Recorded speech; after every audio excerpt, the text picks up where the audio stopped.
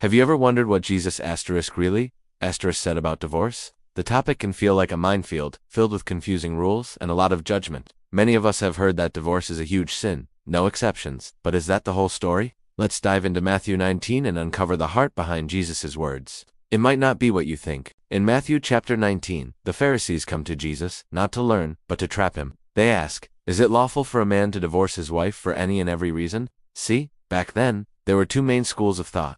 One was very strict, allowing divorce only for serious marital unfit. The other was incredibly lenient, letting men divorce their wives for something as simple as burning dinner. The Pharisees were trying to force Jesus to pick a side and anger the other. But Jesus, being brilliant, doesn't play their game. Instead, he takes them all the way back to the beginning, to Genesis. He says, "Haven't you read that at the beginning, the Creator made them male and female, and said for this reason, a man will leave his father and mother, and be united to his wife, and the two will become one flesh?" He's reminding them of God's original, beautiful design for marriage, a lifelong one-flesh union. It wasn't meant to be broken. The Pharisees then pushed back. Why then did Moses command that a man give his wife a certificate of divorce and send her away? Jesus' response is key.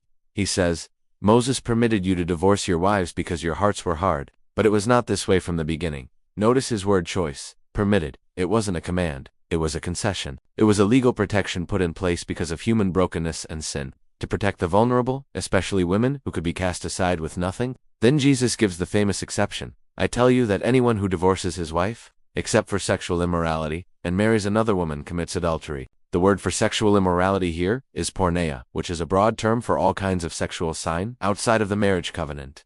So Jesus isn't creating a new, harsh rule.